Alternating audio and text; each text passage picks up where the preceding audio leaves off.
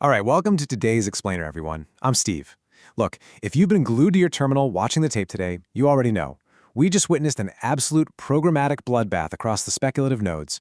High-volume sell programs just aggressively swept through the markets, handing out a brutal reality check to any late bulls left holding the bag. But listen up. While the retail crowd is out there panicking over all the red flashing lights, our job on this desk, it's different. It's actually pretty simple. We track the hard numbers, we trace the institutional footprints, and we figure out exactly where the big money is parking its capital when the storm hits. So let's dive right into this and open the ledger.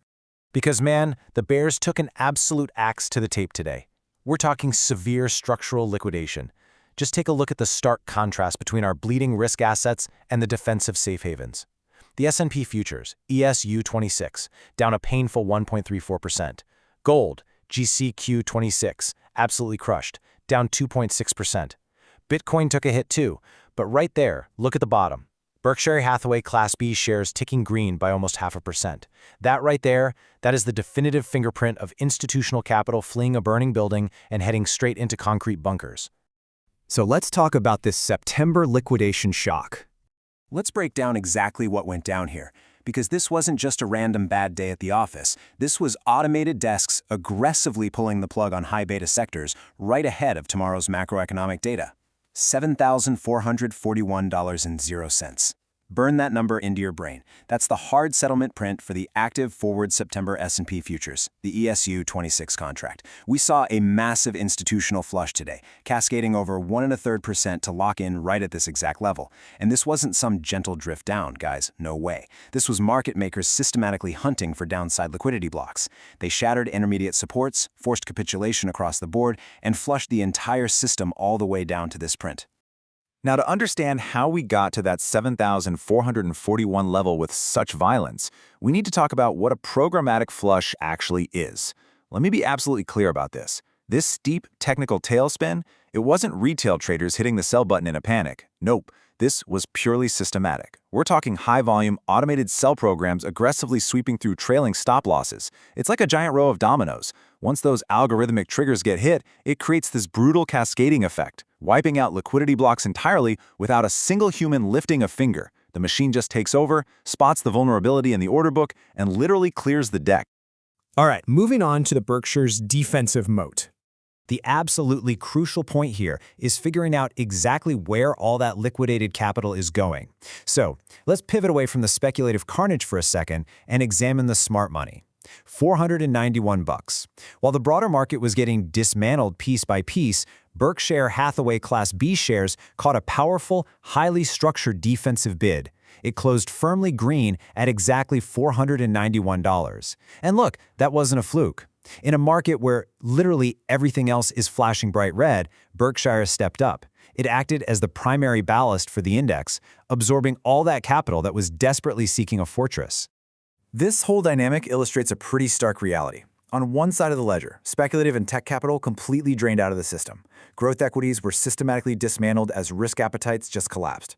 But on the other side, you've got cash-rich institutional accumulation. See, when macro fund managers see a massive volatility storm brewing on the horizon, they don't just dump everything and go straight to cash. No, they execute a textbook mechanical de-risking rotation. They move capital out of those high-flying, high-multiple stocks and park it right into massive operational moats.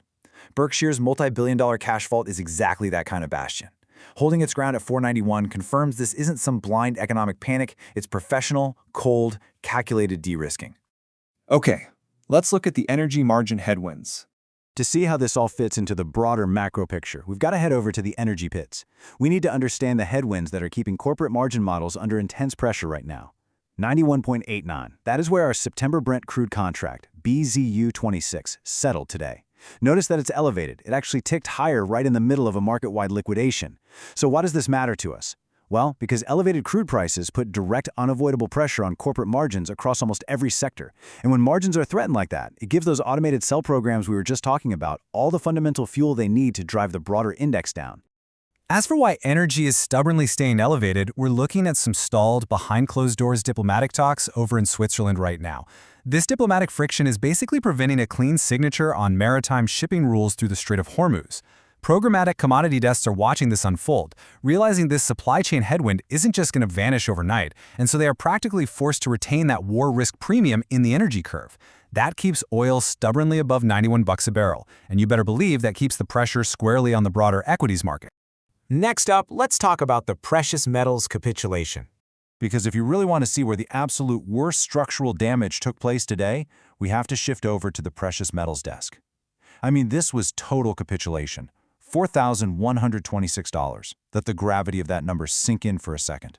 August gold, the GCQ26 contract, got completely and utterly decimated.